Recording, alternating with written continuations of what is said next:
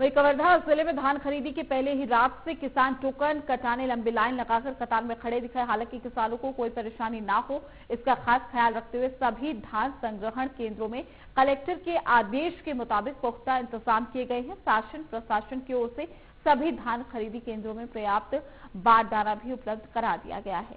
तो खरीदी केंद्रों में भी तमाम सुविधाओं का इंतजाम देखने को मिल रहा है। टोकन के लिए लंबी कतारों में किसान लगे हुए हैं। प्रशासन की ओर से भी व्यवस्था की गई है।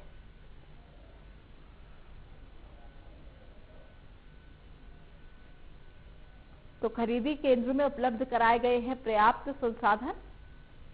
टोकन के लिए किसानों की लंबी कतारें हैं, लेकिन वही पर्याप्त बारदाना भी उपलब्ध करा दिया गया है। खरीदी केंद्रों में प्रशासन की तरफ से भी पुख्ता बंदोबस्त किए गए हैं। तो कवर्धा में टोकन की लंबी लंबी लाइनें, किसान उस लाइनों में खड़े हुए अपनी बारी का इंतजार करते हुए। किसानों के लिए प्रशासन ने खास इंतजाम हालांकि किए हैं। खरीदी केंद्रों पर उपलब्ध कराए गए हैं पर्याप्त बारदाना।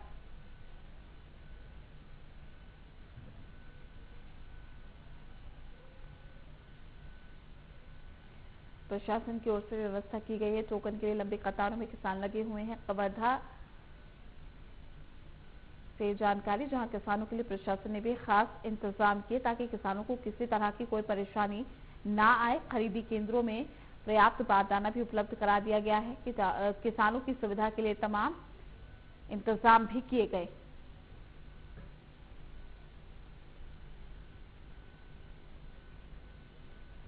तो जहां एक तरफ टोकन के लिए लंबी कतारों में किसान लगे हुए हैं, वहां प्रशासन की तरफ से भी व्यवस्थाएं की गई। तमाम जानकारी के साथ हमारे संवाददाता अशोक हमारे साथ जुड़ चुके हैं। अशोक, क्या कुछ जानकारी? टोकन के लिए किसानों की लंबी कतारें, लेकिन प्रशासन की तरफ से क्या कुछ इंतजाम किए गए? जी, बताना चाहूंगा, शासन प्रशासन द्वारा धान खरीदी की तैयारी पूरी तरह से तो कर लिया गया था, लेकिन जो है टोकन जो किसानों को मिलने वाला था, जिनके चलते किसान जो है लगातार बीते 2 दिनों से रात में और दिन में जो है लाइन लगाकर जो है टोकन लेने के लिए जो है लंबी कतार लगा के बैठे हुए हैं। इस बात पे जिला कलेक्टर से अपन बात किए तो जिला कलेक्टर का कहना है कि टोकन के लिए जो है हालांकि लाइन लगाना पड़ रहा है, लेकिन सभी धान संग्रहण केंद्रों में बारदाना जो है पहले से पहुंचा दिया गया है।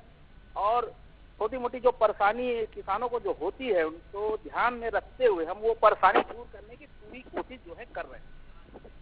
शुक्रिया आपका तमाम जानकारी देने के लिए। तमाम अपडेट भी हम आपसे लेते रहेंगे।